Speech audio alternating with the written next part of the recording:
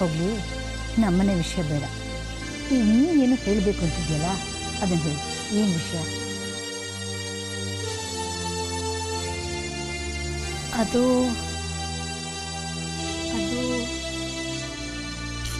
ಏನಿಲ್ಲ ಬಿಡಮ್ಮ. ಒಳ್ಳೆ ರಗಳೆ ಕಣೆ ನಿಂದು. ಹೌದು, ನೀನು ಬಂದಾಗಂತೆ ಕೇಳಬೇಕು ಅಂತಿದ್ದೆ. ನಿನ್ನ ಒಡವೆಗಳೆಲ್ಲ ಏನಾಯ್ತು? ಬರೇ ಕರಿಮಣಿ ಸರ ಹಾಕೊಂಬಂದಿದ್ಯಲ್ಲ. ಅದು ಅಮ್ಮ, ನಾನು ಬೆಂಗಳೂರಿಂದ ಒಬ್ಳೆ ಬಂದಲ್ವಾ, ಅಷ್ಟು ದೂರ ಏನಕ್ಕೆ ಅಷ್ಟೊಂದು ಬಂಗಾರ ಹಾಕೊಂಡು ಬರಬೇಕು ಅಂತ ಹಾಗೆ ಬಂದೆ. ಏನೋಮ್ಮ, ನಿನ್ನ ಮಾತು, ನಿನ್ನ ನಡವಳಿಕೆ ನನಗೆ ಒಂದು ಅರ್ಥ ಆಗ್ತಾ ಕಣೆ. ಸಣಮ್ಮ, ದಿವ್ಯಮ್ಮ, ಓ ನೀವು ಇಲ್ಲಿದ್ದೀರಾ? ಏನದು ನಿಂದು? ದಿವ್ಯಮ್ಮಂಗೆ ಬೆಂಗಳೂರಿಂದ ಫೋನ್ ಬಂದದೆ ಸೋಮಶೇಖರನ್ ಮನೆಗೆ. ಇನ್ನು ಅರ್ಧ ಗಂಟೆ ಬಿಟ್ಟು ಮತ್ತೆ ಮಾಡ್ತಾರಂತೆ. ನೀವು ಬರ್ಬೇಕಂತೆ. ನಿನ್ನೆ ಆರಾಮ ಹೋಗ್ತಾರೆ. ಯಜಮಾನ್ರಿಗಾಗ್ಲೇ ನಿನ್ನ ನೆನಪು ಬಂದಿರಬೇಕು. ಯಾವಾಗ ಬರ್ತೀಯ ಅಂತ ಕೇಳಕ್ ಫೋನ್ ಮಾಡಿದ್ದಾರೆ ಅನ್ಸುತ್ತೆ. ಹೋಗಿ ಮಾತಾಡ್ಕೊಂಬಾರೆ. ಹೋಗಮ್ಮ.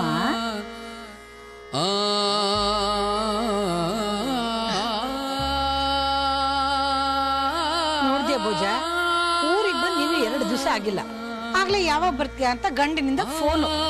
ಮದುವೆ ಆಗಿದ್ದು ಹೊಸ್ತ ಅಲ್ವಾ ಅಮ್ಮ, ಹಂಗಾಗಿ ಅವ್ರಿಗೊಬ್ರೊಬ್ರು ಬಿಟ್ಟಿರೋಕ್ಕಾಗಲ್ಲ. ಹೇಗೋ ಸಂತೋಷವಾಗಿದ್ರೆ ಸರಿ.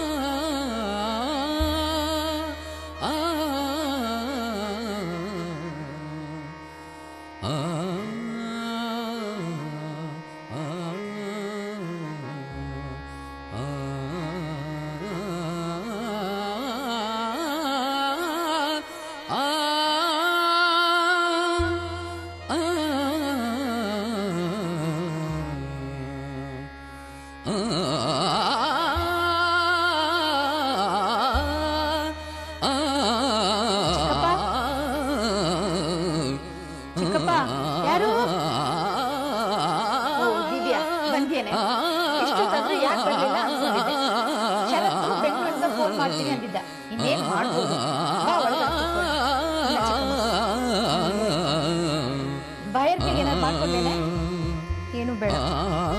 ಸರಿ, ಹಾಗಾದ್ರೆ ಫೋನ್ ಬಂದ್ರೆ ನೀನೇ ತಗೋ. ಅರ್ಧ ಕೆಲಸ ಆಗಿದೆ, ಬರ್ತೀನಿ ಆಯ್ತಾ?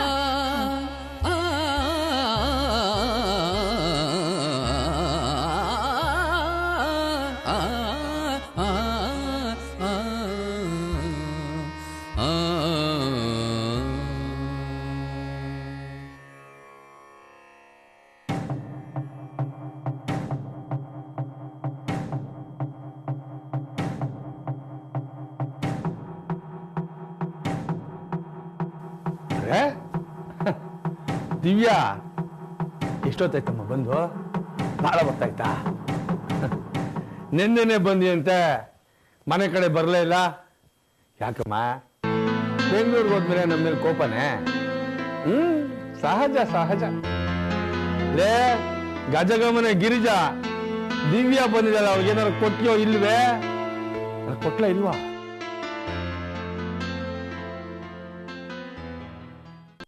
ಏನು ಬೇಡ. ಯಾಕಮ್ಮ, ಬೇರೆಯವ್ರ ಮನೆಗೆ ಹೋದಾಗ ಮಾತಾಡ್ದಾಗ ಮಾತಾಡ್ತಿದ್ಯಲ್ಲ? ಇದು ನಿನ್ ಮನೆ ಕಣೆ, ನೀನು ನನಗೆ ಮಗಳಿದ್ದ ಹಾಗೆ. ಊರಿಗೆ ಬಂದವರು ನಮ್ಮ ಮನೆಗೆ ಬರ್ಲಿಲ್ವಲ್ಲ, ನನಗೆ ಎಷ್ಟು ಬೇಸರ ಆಗೋಗಿತ್ತು ಗೊತ್ತಾ? ಹಿರಿಯರು ಗಾದೆ ಮಾಡಿಲ್ವೇ, ಊರಿಗೆ ಬಂದವಳು ನೀರಿಗೆ ಬರ್ತಾಳೆ ಅಂತ? ಹಾಗೆ ದಿವ್ಯಾ ಖಂಡಿತ ಬರ್ತಾಳೆ ಅನ್ಕೊಂಡು ನನಗೆ ನಾನೇ ಸಮಾಧಾನ ಮಾಡ್ಕೊಂಡ್ಬಿಟ್ಟೆ.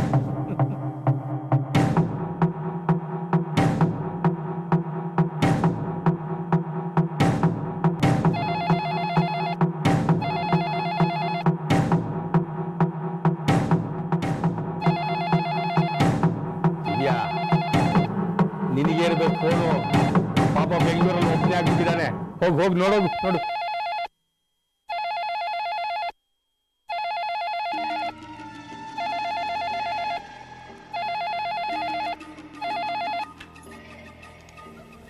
ಹಲೋ.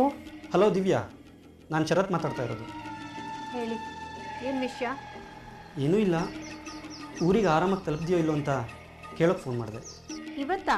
ನಿನ್ನೆ ಮೊನ್ನೆ ಎಲ್ಲ ಏನೇನೋ ಕೆಲಸಗಳಿದ್ವು, ಹಾಗಾಗಿ ಫೋನ್ ಮಾಡೋಕ್ಕಾಗಲಿಲ್ಲ. ಸರಿ, ಹೇಗಿದೆಯಾ? ನಾನು ಚೆನ್ನಾಗಿದ್ದೀನಿ. ಏನು ಫೋನ್ ಮಾಡಿದ್ದು? ನಾನು ಹೇಗಿದ್ದೀನಿ ಅಂತ ಕೇಳೋದಿಲ್ವಾ? ಹೇಗಿದ್ದೀರಾ? ನಾನು ತುಂಬ ಸೊರಗೋಗಿದ್ದೀನಿ. ನೀನು ಯಾವಾಗ ಬರ್ತೀಯೋ, ನೀನು ಯಾವಾಗ ನೋಡ್ತೀನೋ, ನೀನು ದುಡ್ಡು ಯಾವಾಗ ತರ್ತೀಯೋ ಅಂತ ಕಾಯ್ತಾ ಇದ್ದೀನಿ. ನಮ್ಮ ಅಪ್ಪ ಇಲ್ಲಿ ದುಡ್ಡಿನ ಗಿಡ ನೆಟ್ಟಿಲ್ಲ.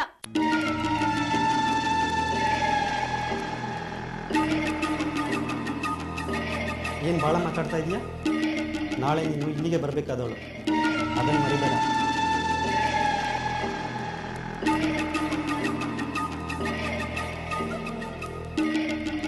ನಿಮ್ಮ ಮನೇಲಿ ಎಷ್ಟು ಹಣ ಇದೆ ಅನ್ನೋದು ಅದನ್ನು ಹೇಗೆ ಕರ್ಸ್ಕೋಬೇಕು ಅನ್ನೋದು ಚೆನ್ನಾಗಿ ಇಲ್ಲಿ ಸೋಮಶೇಖರ್ ನಾವು ಏನು ಹೇಳ್ತಾರೋ ಅದನ್ನು ಕೇಳಿಸ್ಕೊ. ಬರೋವಾಗ ಹಣ ತಗೊಂಡ ಮರಿಬೇಡ. ಸರಿ, ಫೋನ್ ಇಡ್ತೀನಿ.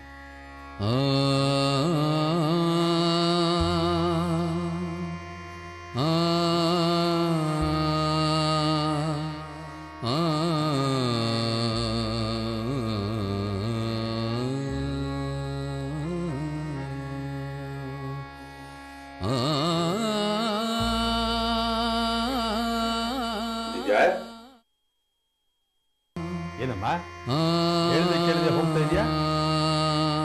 ಸರಿ, ಎಲ್ಲ ವಿಷಯ ಮಾತಾಡಿದ್ನಾ? ಏನ್ ವಿಷಯ? ಅದೇ ಅಮ್ಮ, ಗಂಡ ಹೆಂಡತಿ ಮಧ್ಯೆ ಇನ್ನೇನಿರುತ್ತೆ, ಯಾವಾಗ ತಗೊಂಡು ಹೋಗ್ತಿದ್ಯಾ? ಏನನ್ನ? ಅಲ್ಲ, ಯಾವಾಗ ಹೋಗ್ತಿದ್ಯಾ ಅಂತ ಕೇಳಿದೆ. ಯಾಕೆ ಚಿಕ್ಕಪ್ಪ ಈ ರೀತಿ ನಾಟಕ ಆಡ್ತಾ ಇದ್ದೀರಾ? ಒಂದ್ ಕಡೆ ಬೆಂಕಿನೂ ಹಚ್ತೀರಾ, ಇನ್ನೊಂದ್ ಕಡೆ ನೀರು ಸುರಿತೀರಾ. ನಾನು ಏನ್ ತಪ್ಪು ಮಾಡಿದೆ ಅಂತ ನನ್ನ ಮೇಲೆ ಈ ರೀತಿ ಸೇಡ್ ತೀರಿಸ್ಕೋತಾ ಇದ್ದೀರಾ? ಏನಮ್ಮ ಏನೇನು ಮಾತಾಡ್ತಿದ್ಯಾ? ನನ್ನ ನಂಬಿಕೆಗೆ ಮಸಿ ಬಳ್ದು ನನ್ನ ಜೀವನ ಹಾಳು ಮಾಡಿದ್ದು ಅಲ್ಲದೆ ನನ್ನ ಮನೆಯವ್ರಿಗೆಲ್ಲ ಹಿಂಸೆ ಕೊಡ್ತಾ ಇದ್ದೀರಲ್ಲ, ಯಾಕೆ ನನ್ಗೆ ಈ ರೀತಿ ಮೋಸ ಮಾಡಿದ್ರಿ? ಹೇಳಿ ಚಿಕ್ಕಪ್ಪ. ದಿವ್ಯಾ, ಚಿಕ್ಕಪ್ಪ ಒಂದ್ ಮಾತು ಹೇಳ್ತೀನಿ ಕೇಳಿ. ನಾನು ನನ್ನ ಮನೆಯವರು ಹಾಕೋ ಒಂದೊಂದು ಹನಿ ಕಣ್ಣೀರ್ಗೂ ನೀವು ಬೆಲೆ ತೆರಬೇಕಾಗುತ್ತೆ, ಮರಿಬೇಡಿ.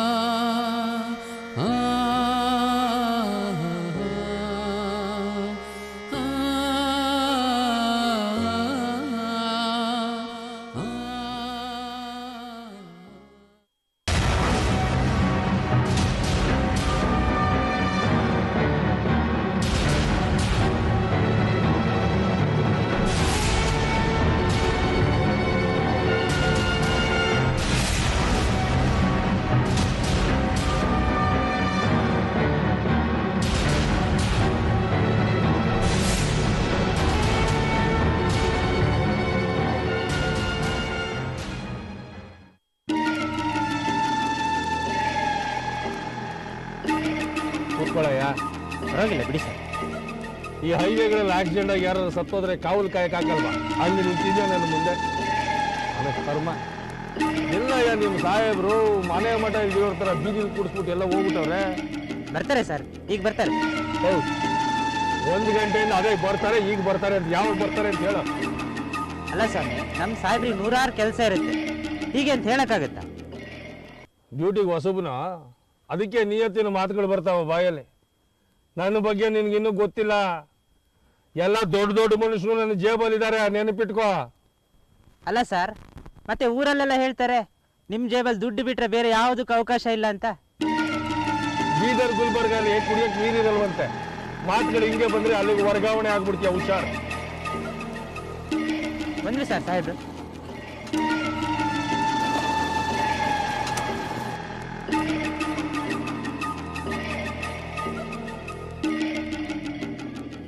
ನಮಸ್ಕಾರ ಸೋಮಶೇಖರವರಿಗೆ. ಭಾಳ ಕಾಯಿಸ್ಬಿಟ್ರಿ ಇನ್ಸ್ಪೆಕ್ಟ್ರೆ. ನನಗೆ ಅರ್ಜೆಂಟಾಗಿ ಏನೋ ಕೆಲಸ ಇತ್ತು, ನಿಮ್ಮನ್ನು ಕಾಯಿಸ್ಬಿಟ್ಟೆ, ಬೇಜಾರು ಮಾಡ್ಕೊಂಬೇಡಿ. ವಿಷಯ ಏನು ಹೇಳಿ? ಕುಡಿಲಿಕ್ಕೆ ತರ್ಸಲ? ವಿಷಯ ಹೇಳಿ ಸ್ವಾಮಿ, ಕುಡಿಯೋದೆಲ್ಲ ಆಮೇಲೆ. ಟಿಸಿ ಏನು ವಿಷಯ? ಅದೊಂದು ಸಣ್ಣ ಸಮಸ್ಯೆ. ಆ ವಿಷಯ ಏನು ಹೇಳಿ ಸ್ವಾಮಿ? ಹಿಂದೆ ಹಳೆ ಆಫೀಸರ್ ಇದ್ದಾಗ ಒಂದು ಕೇಸನ್ನು ಸೆಟಲ್ಮೆಂಟ್ ಮಾಡ್ಕೊಂಡಿದ್ರಂತೆ. ಏನ ಸೆಟಲ್ಮೆಂಟಾ? ಈ ಸ್ವಾಮಿ, ನಾವು ಮಾನ ಮರ್ಯಾದೆಗೆ ಅಂಜೋ ಜನ. ಸರ್ಕಾರಿ ಅಧಿಕಾರಿಗಳ ಬಗ್ಗೆ ಭಯ ಇಲ್ಲ, ಗೌರವ ಇದೆ. ಸೆಟ್ಲ್ಮೆಂಟು ಅಂತೆಲ್ಲ ಮಾತಾಡಬೇಡಿ. ನಾನು ಅದನ್ನೇ ಹೇಳಿದೆ ಸಾಹೇಬ್ರಿಗೆ, ಅವರು ಅಂಥವ್ರಲ್ಲ ಅಂತ. ಆದರೆ ಅದೇನೋ ಕೇಸ್ ನೋಡಿ, ಸಿಂಗ ನಾಟ, ಆಮೇಲೆ ನೀವೇನೋ ಜಾಮೀನು ಹಾಕಿದ್ರಂತೆ. ಅದು ಮುಗಿದು ಹೋದ ಕಥೆ ಅಲ್ವಾ? ಈಗ ಕೇಸು ರಿಓಪನ್ ಆಗಿದೆ. ನೀವು ಆ ದಿನ ಸಿಂಗ್ನಿಗೆ ಜಾಮೀನು ಕೊಟ್ಟು ನಿಮ್ಮ ನಾಟ ಬಿಡಿಸ್ಕೊಂಡಿದ್ರಿ. ಸಿಂಗ ಈಗ ನಾಪತ್ತೆ ಆಗಿದೆ. ಇದೇನಾದರೂ ಕೇಸ್ ತೀರ್ಮಾನ ಆದರೆ ನಿಮ್ಮ ಕೈಯಿಂದ 15-20 ಲಕ್ಷ ಬಿಟ್ಟೋಗುತ್ತೆ. 15-20 ಲಕ್ಷನ? ಕಡಿಮೆ ಅಂದರೂ ಅಷ್ಟು ಗ್ಯಾರಂಟಿ. ನಾನು ಮುಳುಗೋಗ್ಬಿಡ್ತೀನಿ ಸ್ವಾಮಿ. ಏನಾರ ಮಾಡಿ ನಾವು ನೀವು ಮಾಡ್ಕೊಳ್ಳೋಣ ಅನ್ನೋ ವ್ಯವಹಾರ ನನ್ನ ಉಳಿಸಿ ಸ್ವಾಮಿ. ನೀವೇನಾದರೂ ಈ ಕೇಸಲ್ಲಿ ಡಿಲೇ ಮಾಡಿದ್ರೆ ನಾವು ಸ್ಟ್ರೈಕ್ ಮಾಡ್ತೀವಿ, ಮೇಲಧಿಕಾರಿಗಳ ಹತ್ರ ಹೋಗ್ತೀವಿ ಅಂತ ಹೇಳ್ತಿದ್ದಾನೆ. ಗೊತ್ತು ರೀ, ಇದನ್ನು ಯಾರು ಮಾಡಿದ್ದಾರೆ ಅಂತ ನನಗೆ ಗೊತ್ತು. ನಿಮ್ಮ ಬಾಯಿಂದ ತಿಳ್ಕೊಳ್ಳೋ ಅವಶ್ಯಕತೆ ಇಲ್ಲ. ಅವ್ನು ಈಗ ಯಾಕೆ ತಿರುಗಿ ಬಿದ್ದಿದ್ದಾನೆ ಅನ್ನೋದು ಗೊತ್ತು. ಅದಕ್ಕೆ ನಾನು ಹೇಳೋದು ಅಂದರೆ ಈ ಕೇಸನ್ನು ಸೆಟ್ಲ್ ಮಾಡ್ಕೊಂಡ್ಬಿಡಿ.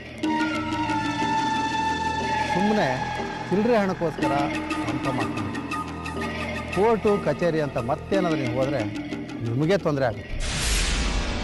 ನನಗೆ ಅರ್ಥ ಆಗುತ್ತೆ.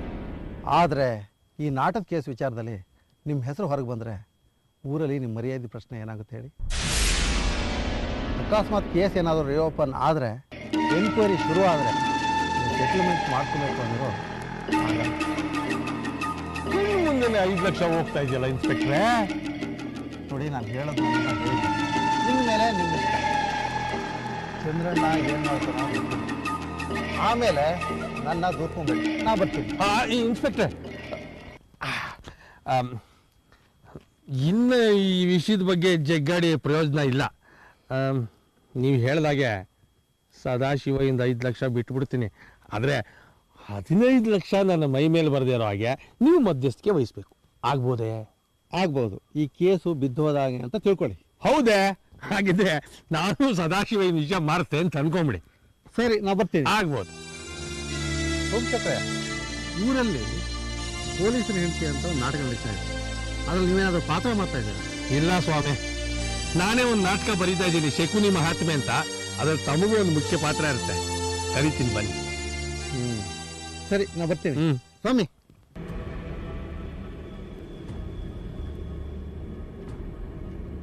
ಎಲ್ಲ ಬಡ್ಡಿ ಮಗನೇ, ಯಾವುದಕ್ಕೆ ಯಾವುದನ್ನೋ ಗಂಟಾಕಿ 5 ಲಕ್ಷ ನನ್ನ ಕೈಯಿಂದ ಕಿತ್ತಿದೆಯಲ್ಲ.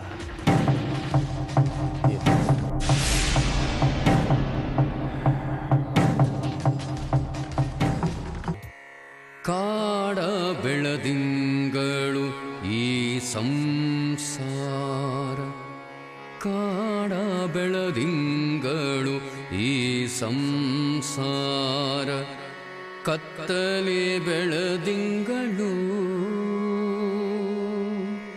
ಕಾಡ ಬೆಳದಿಂಗಳು ಈ ಸಂಸಾರ, ಕತ್ತಲೆ ಬೆಳದಿಂಗಳು,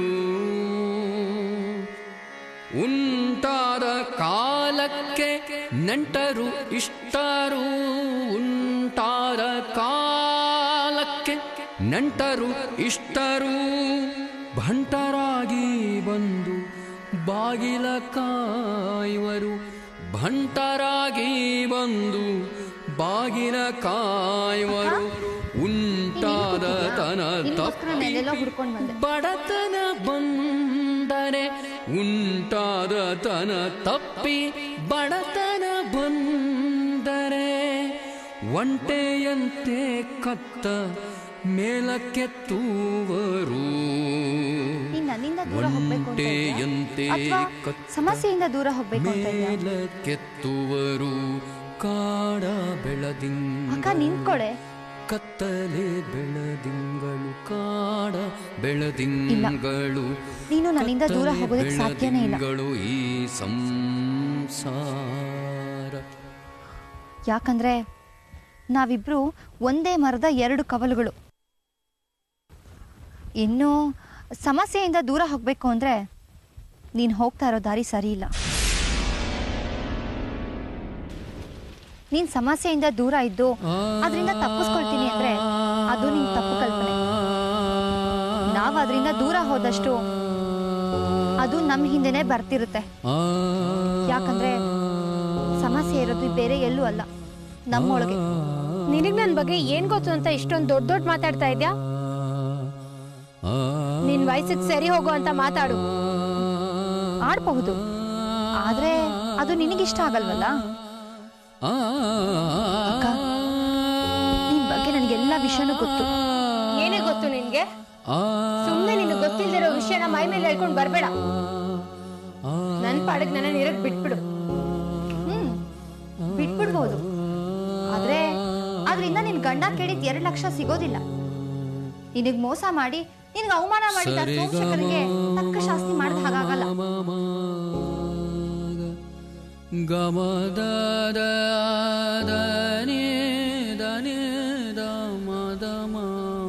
ಹೌದು ಕಣೆ, ನನಗೆ ನಿನ್ ಬಗ್ಗೆ ಎಲ್ಲ ವಿಷಯನೂ ಗೊತ್ತು.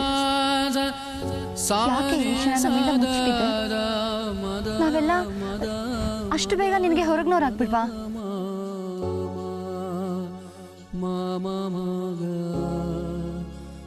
ಏನಂತ ಹೇಳಿ ಕಾವ್ಯ?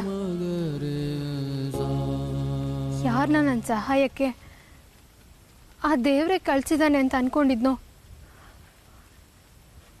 ಅವ್ರು ನನಗ್ ಮೋಸ ಮಾಡಿದ್ರು ಅಂತ ಹೇಳ? ಇಲ್ಲ, ಯಾರನ್ನ ನಾನು ಮೆಚ್ಚಿ ಮದ್ವೆ ಆದ್ನೋ ಅವನು ಮನುಷ್ಯನೇ ಅಲ್ಲ ಅಂತ ಹೇಳ? ಅಥವಾ ಯಾರು ನಾನು ಒಳ್ಳೇದಕ್ಕಾಗಿ ಕಷ್ಟಪಟ್ರು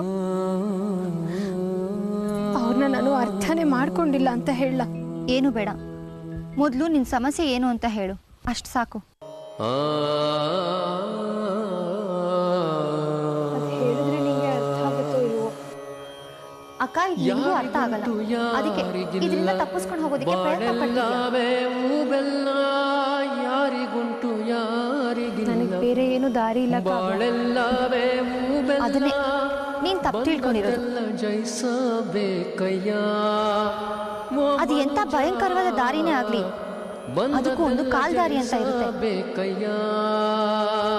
ಹಾಗೆ ಅದು ಎಂತದ್ದೇ ಸಮಸ್ಯೆ ಆಗ್ಲಿ, ಅದಕ್ಕೂ ಒಂದು ಪರಿಹಾರ ಅನ್ನೋದಿರುತ್ತೆ. ಸರಿ ಕಾವ್ಯ, ನೀನೇ ಹೇಳು, ನಾನೇನ್ ಮಾಡ್ಲಿ? ಬಿಟ್ಬಿಡು. ಏನ್ ಹೇಳ್ತಾ ಇದ್ಯಾ? ನಾನ್ ಸಮಸ್ಯೆಗಳನ್ನ ಬಿಟ್ಟ ತಕ್ಷಣ ಸಮಸ್ಯೆಗಳು ನನ್ ಬಿಟ್ಬಿಡತ್ತಾ? ನಾನ್ ಹೇಳ್ತಾ ಇರೋದು ಸಮಸ್ಯೆಗಳ ಬಗ್ಗೆ ಯೋಚನೆ ಬಿಡು ಅಂತಲ್ಲ, ನೀನು ಗಂಡನ್ನೇ ಬಿಡು ಅಂತ.